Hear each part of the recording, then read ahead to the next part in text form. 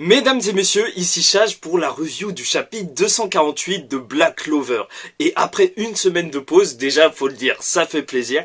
Et en plus, ce chapitre qui est en fait juste du combat, en fait il a fait couler beaucoup d'encre. Et c'est pour ça que ça va être super intéressant d'en parler aujourd'hui avec vous.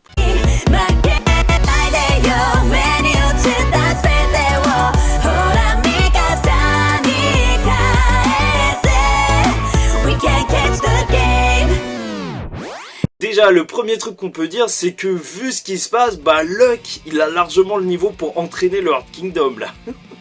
Non, mais sérieusement, on va y revenir, parce que ça fait beaucoup parler. Et donc, le chapitre, voilà, il se concentre exclusivement sur le combat entre Luck et Sven King.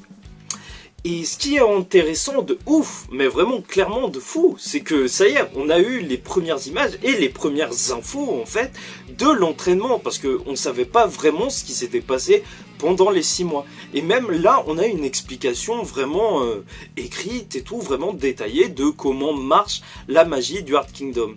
Et déjà, avant de venir sur ça, je voulais vous parler de Magna, parce que Magna, je sais pas pour vous, mais il m'a fait grave de la peine. Genre, vraiment... Je doute pas du tout qu'il va remonter, hein. Mais ça faisait trop de peine qu'il soit venu comme ça et qu'il puisse même pas participer à l'entraînement parce que voilà, il a pas assez de magie, c'est pas un noble. Et ça fait mal, ça fait mal. Mais je sais qu'il y a des gens qui l'ont un peu mal pris en fait ce que Luck il a dit. Parce que déjà ça faisait plaisir de voir Luck et Magna. Et Asta, on sait pas pourquoi, c'était super drôle. Parce que en soi, même à cet entraînement, il avait rien à faire vu que c'était des infos sur la magie élémentaire. Enfin, ça m'a tué. Mais bon. Et donc quand Magna il est parti, Luck, Asta il voulait parler à Magna. Mais Luck il lui a dit... Tu vois, si Magna il s'en va et que il trouve pas un moyen de devenir plus fort par lui-même, en soi il mérite vraiment juste le tiers 5. Et c'est vrai que tu peux mal le prendre, mais je pense juste que en fait ils se connaissent depuis longtemps, ça montre juste à quel point il a confiance en lui. Il sait très bien qu'il va faire plus et qu'il va y arriver et qu'il vaut pas un tiers 5, il vaut beaucoup plus. Et ça fait vraiment super plaisir, encore une fois, de voir cet esprit de camaraderie. Je me suis carrément dit, ouais, j'ai trop hâte de les revoir se battre ensemble. Mais bon, donc Magna, il va revenir avec une technique totalement différente. J'ai hâte de voir ça. Et Luck, donc on a l'explication de Gadja sur la magie du Heart Kingdom, qui est spécialisée sur la magie, sur des magies naturelles. Et en fait, ces magies, c'est tout simple, hein, mais c'est juste les runes qu'il y avait autour d'eux. Et ça semblait assez logique, parce qu'à chaque fois que Gadja il lançait un sort, il y avait d'énormes runes ou des plus petites runes, et en gros, ils peuvent donner des commandes, genre deviens plus gros, change de direction, et c'est super intéressant pour Black Clover. Je sais pas si vous vous rendez compte, mais là, c'est une nouvelle mana zone en fait. C'est bien, parce que Black Clover, plus ça avance, plus ça devient complexe et tout, on pourra vraiment voir des magies intéressantes et tout, même des évolutions dans la magie des personnages. Là, ce chapitre, en vrai, ça augmentait les pouvoirs de Luck, mais on n'a pas encore vu des applications un petit peu plus intéressantes en mode vraiment créer vraiment des choses avec et tout, avec cette magie. Parce que par exemple, voilà, on pourrait donner l'ordre à une magie de foot de se séparer en plein de petits morceaux pour faire plein de petits rayons, ou de se concentrer en un petit rayon. Moi, je me dis carrément, tu vois, genre par exemple Noël, genre elle pourrait concentrer son gros dragon d'eau et genre l'utiliser comme un fouet, enfin tu vois, tu peux faire des trucs de malade. C'est vraiment super intéressant et plus ça avance, plus Black Clover, ça va devenir intéressant. Et c'est vraiment trop cool qu'ils aient rajouté ça. Et donc voilà, déjà il faut quand même une certaine quantité de mana pour commencer cet entraînement, juste pour écrire les runes, puisqu'il faut que tu sois de tiers 3. Et c'est vrai que ce sera plus les nobles qu'on va voir comme ça. Mais là c'est super intéressant parce que même au-delà du fait d'être noble, Luck, ce chapitre, il nous a montré que ouais, c'est un génie quand même. Parce que Gadja il dit qu'il a pris 2 ans. Il a pris 2 ans pour maîtriser la vraie magie de foudre. Alors que Luck, en 6 mois, il a réussi à utiliser, comme on le voit à la fin de ce chapitre, cette magie. Bon, c'est sûr et certain, je crois pas que c'est au niveau de Gaja. Genre, sûrement qu'il l'utilise une seule fois, il a utilisé une seule fois, c'est pas pour rien. Si c'était si simple que ça, il l'aurait utilisé dès le début, Luck. Mais déjà, c'est vraiment impressionnant de voir à quel point, voilà, genre, il est doué, quoi. Il est juste doué. Et justement, je voulais revenir sur les runes pour vous expliquer un truc, parce que je vois qu'il y a un truc qui est un petit peu mal passé pour certaines personnes, c'est que avant l'ellipse, quand l'Europeshka elle expliquait comment justement les mages du Hard Kingdom ils étaient spécialisés dans la magie, dans des magies d'éléments, en fait elle disait que les runes, enfin pas les runes, mais maintenant on sait que c'est les runes en fait qui concentrent l'énergie de la nature, le mana qui va venir grâce aux runes, c'est vraiment l'énergie de la nature qui va s'ajouter à la magie du mage. Et c'est pour ça que Gaja, il peut rendre le ciel tout noir. Et ça fait que voilà, c'est limite, c'est ouf en fait, c'est ouf. Et même, moi je suis persuadé que les esprits, genre les 4 esprits élémentaires, d'ailleurs j'ai fait une vidéo, ça fait plaisir, tous les retours et tout. En fait, ils puisent leur énergie de la nature. Et c'est bien parce que, voilà, ça permet aux autres personnages qui n'ont pas d'esprit élémentaire de quand même se servir d'une source de magie, d'une énorme source de magie. Bon, on en revient au combat, puisque Svenkin, en fait, voilà, son corps, c'est une armure, c'est un bouclier, et durant ce chapitre, celui qui a joué le rôle de la lance, et c'est même dit à la fin du chapitre que sa technique, il était comme une lance, c'est Luck. Parce qu'il y a souvent, en fait, cette image de bouclier et de lance, depuis assez longtemps, et c'était intéressant de voir que, en fait, c'est ce que je pensais, le seul moyen de battre quelqu'un qui a une défense qui s'adapte à toi, c'est vraiment de le frapper vite, fort, d'un coup sec, quoi. Et c'est ce qu'il a fait, c'était ouf, parce que ça allait petit à petit, en fait, il rajoutait des runes et tout, et on voit qu'en fait, ces runes, elles sont essentiellement basées sur la vitesse. Et c'est là où je voulais vous dire que franchement, ça aurait été cool de voir qui rajoutait de la puissance à sa magie. Bon, il l'a fait pour son dernier sort, mais c'était surtout basé sur la vitesse, et c'est super intéressant parce que, voilà, genre Tabata, il nous montre qu'il maîtrise son œuvre, et ça, je trouve ça cool. Parce que Gaja, en soi, c'est un mage de foudre, et on voit qu'il a l'air super puissant. Ce serait dommage d'avoir un autre mage du royaume de Clover qui fait de la foudre et qui a aussi juste un gain de puissance. Et là, pour le coup, c'est vraiment malin de sa part à l'auteur parce qu'il y a vraiment une vraie différence.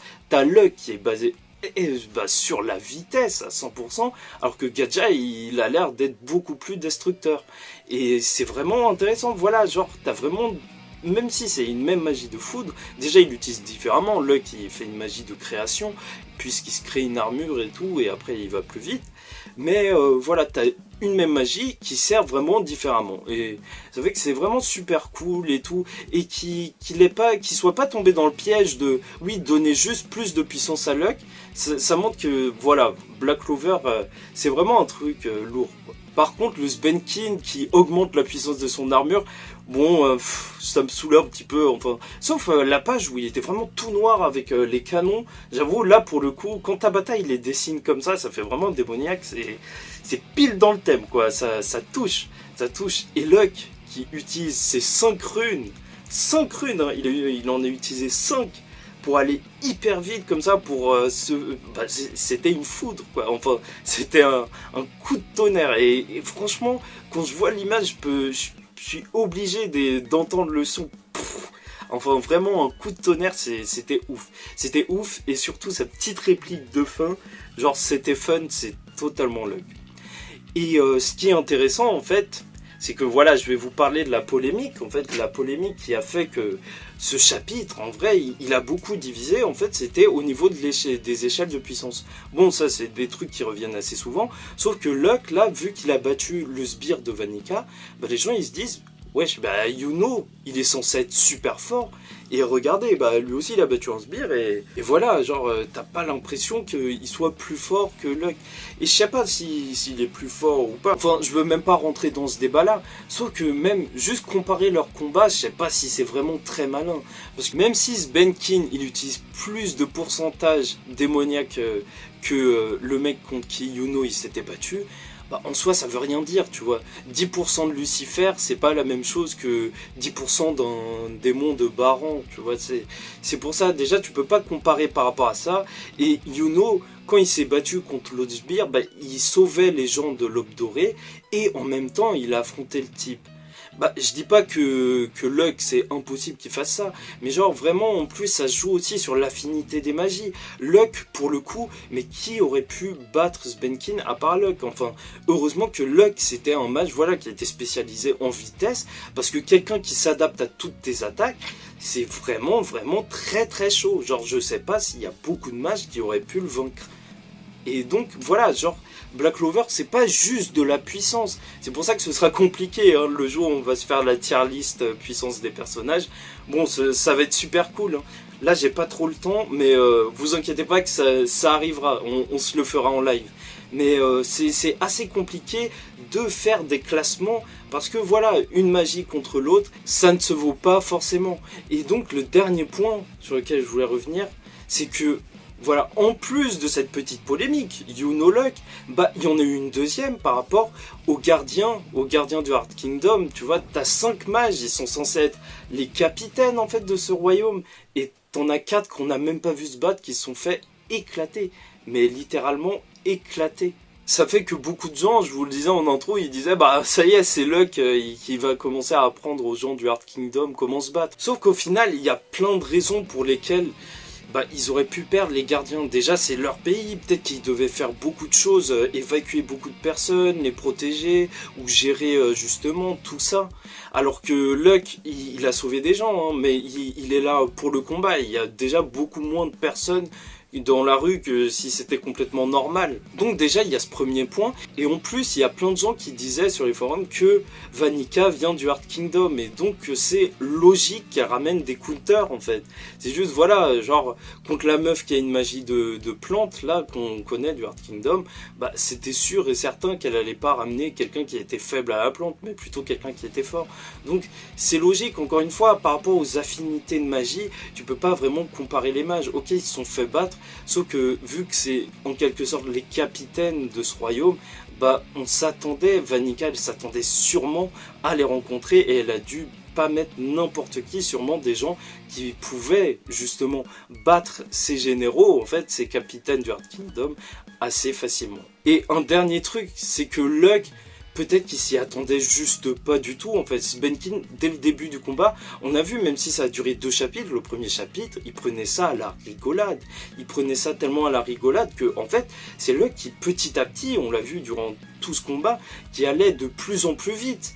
Et jusqu'à arriver à ce point où il a lancé son attaque ultime et qui pétait la classe. Mais est-ce qu'il aurait pu faire cette technique d'un coup? Je sais pas, peut-être que, en fait, juste Svenkin, il a pas assez pris au sérieux.